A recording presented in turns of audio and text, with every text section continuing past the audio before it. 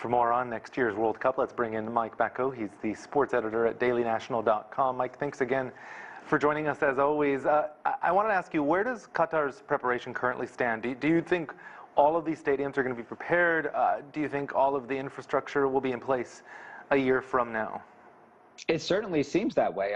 Honestly, from what our reporting is telling us and what we're seeing on the ground is that it's really more about the infrastructure than the stadiums. I don't think that they could host the games right now. There's some things that still need to be ironed out. But in terms of the construction of the stadiums, keep in mind 7 of the 8 stadiums are completely new construction stadiums. You have to think about the infrastructure of these massive air conditioning units to keep everyone cool. The game's taking place in November instead of traditionally over the summertime. So there are still a lot of things to keep in mind that are going to make this World Cup different than all the others. But in terms of the stadiums being close, yes, they're about 90% done and ready. It's all the other infrastructure, everything from building roads and rails to something as simple as having light posts put up on streets, because there are going to be so many people flooding out from these stadiums in such a confined space over such a short period of time.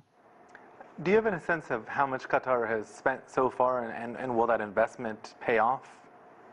Well, I don't know how much of a $220 billion investment, how much returns you could see on that. They're spending upwards of 60 times what any other nation has spent trying to host a World Cup in previous years. They're building all of these stadiums from scratch. These are world-class stadiums, and they're hoping to continue housing and hosting events moving forward. That's really where the return on investment that so many nations that host, whether it be Olympics or World Cups, come into play, where they can't monetize these venues afterwards. So that's really where it's going to come in. And from a PR perspective, just putting the nation on a world stage in a very diplomatic and very cultural and sporting venue. Yeah, you said they can't really monetize that afterwards. A lot of times these hosts will then turn these stadiums into something else that's useful for their country. So given all this investment, what do you do with these? We're seeing these stadiums now on our screens. What do you do with these facilities? Well, that's really anyone's guess. Really the challenge that they're going to also face, whereas, say, looking 4 years past Qatar to when the U.S. hosts the World Cup, they're going to have it in stadiums, soccer stadiums, football stadiums that are going to be reused for those events. Soccer, football, they're spread out across the entire country. Almost all of these stadiums are within a train ride or 2 away. So you're going to have 8 world-class stadiums, 50,000+ people within a few train rides or a short car ride away. I don't know how they're going to be able to fill those stadiums month after month, year after year. But frankly, they're putting so much money into this, they may not even be worried about that. They're investing $220 billion. This is something that they're not looking at, oh boy, can we have track and field in this venue in another 6 months or a year or a concert? I don't really think that they're thinking about it in that way. They are all in. This is their first opportunity to qualify for a World Cup. Any nation that hosts the World Cup automatically gets a bid. So that's what they're looking at, to build soccer within their nation.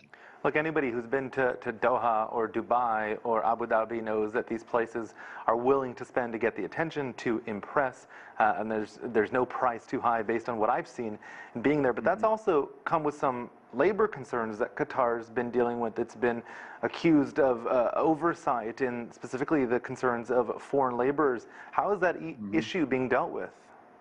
Well, it's being dealt with on a very top-line PR type of level. We heard before about how there are new minimum wage rules that have been put into place. Let's put that into context.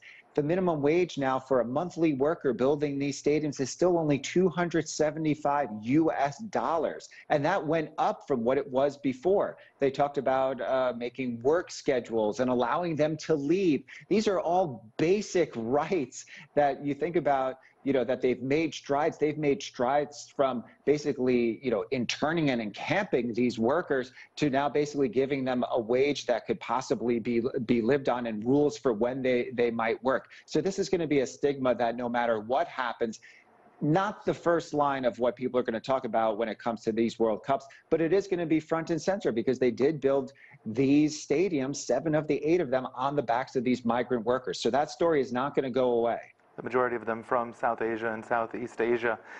Worth pointing out, I want to ask, how important are these games for non-G20 countries in getting an opportunity to really host such large sporting events? That's really that we talked before about what do you do with these stadiums? Well, if you're going to be a non-G20 country and host these games, what's the end result? When it comes to the Olympics, when it comes to the World Cup? Will it just be those nations that want to make a stamp on the world stage and be able to do this? But you see what Qatar has had to do to build these stadiums. Are you, as one of those nations, willing to invest $100 billion to host a World Cup or an Olympics? And as we just were speaking about before, not really seeing the return on investment in terms of the infrastructure, in terms of the stadiums. I think increasingly we are going to see some of those players try to get in and win bids for these events.